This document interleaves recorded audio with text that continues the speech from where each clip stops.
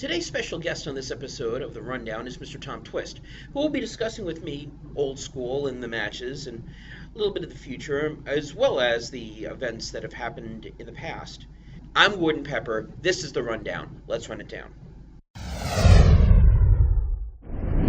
I'm down with the underground. I'm down with the underground. I'm down with the underground.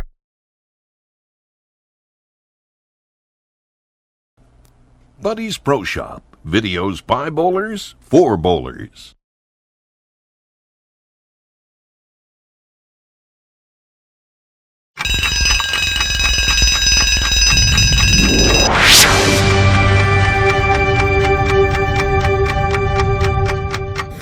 Now, usually during these interview parts, when Stephen Curry wins a title, he usually brings his daughter, 2.5-year-old daughter, Riley, along with him.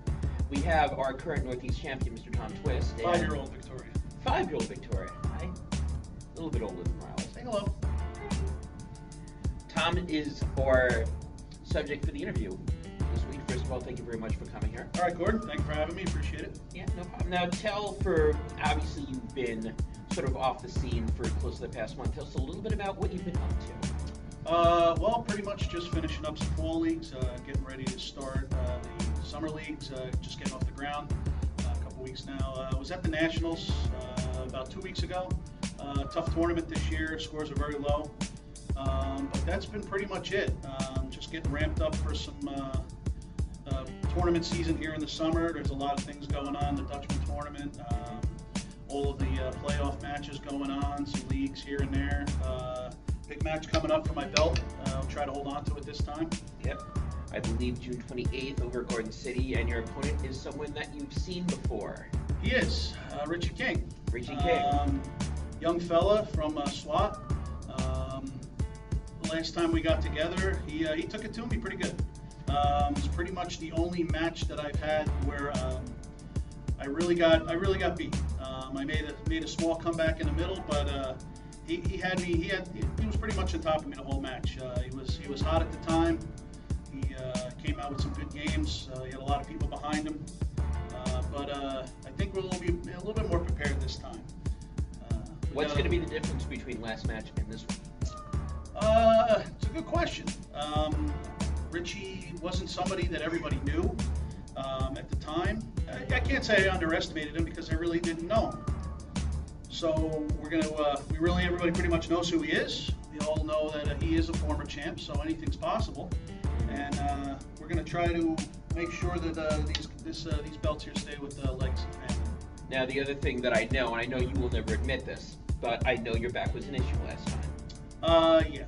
We did have a little bit of a problem there. First time I think ever in my whole bowling career of 30 plus years that I had an injury during a match.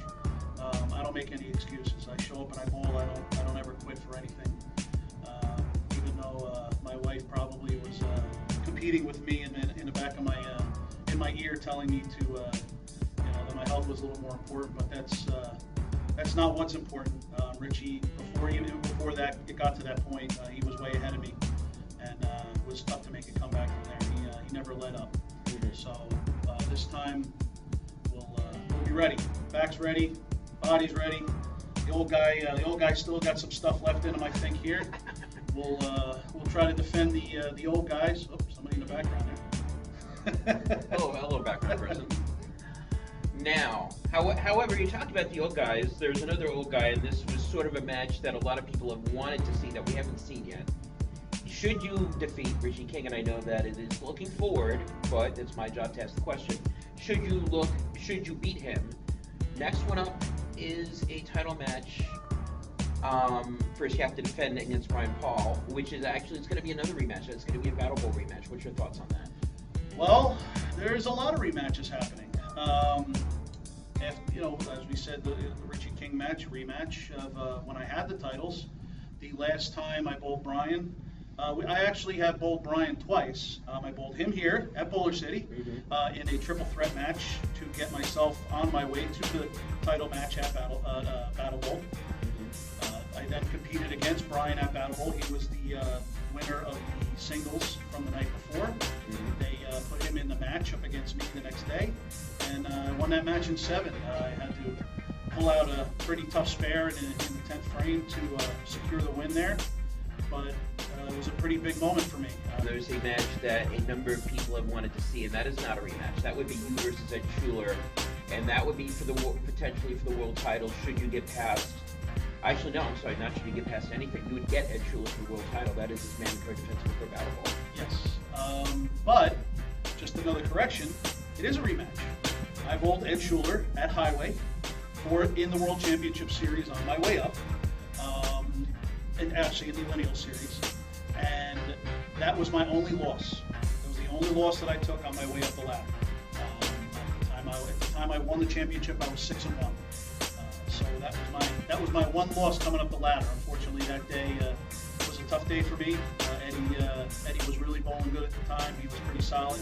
So again, there's a possibility of another rematch. Only this time there's a lot more hardware involved. A lot more hardware involved. So this is sort of like the road to redemption for you a little bit, trying to take care of some losses that you had last time. Yeah, it's coming through. As a lot of other people are saying, they're coming up the ladder, trying to fight their way to get to these belts. I'm trying to make sure that I get rid of these people that have what they say, doppelgangers in the past. Yes. They've been able to defeat me, and we're going to give it a try that they don't. And as we wrap up this edition of The Rundown, I would like to thank once again Thomas Twist and the lovely Victoria for joining us. If you would like to be where they were, then toss me a line either on Facebook or an email, and I will try to get back to you as soon as possible. And I'll try to book you in as soon as possible. So a special thanks again to the UBA for helping me out there, which leads me to the final thought of the day. Now, this episode is being taped on Thursday night, which is the aftermath of what's going on with the church shootings. And as much as we discuss how Facebook is a power sometimes for people who say things that they don't necessarily mean, I personally love to joke around when people say how much they hate their job. I'll usually be at the bottom saying, "This is your boss, you're fired." There are more people that need to sort of think before they twist out. But Facebook, just like the rest of the internet, can be a power for good. One of the things that I've always admired about the UBA and about the group pages is that whenever a tragedy happens, everybody falls in line to help out.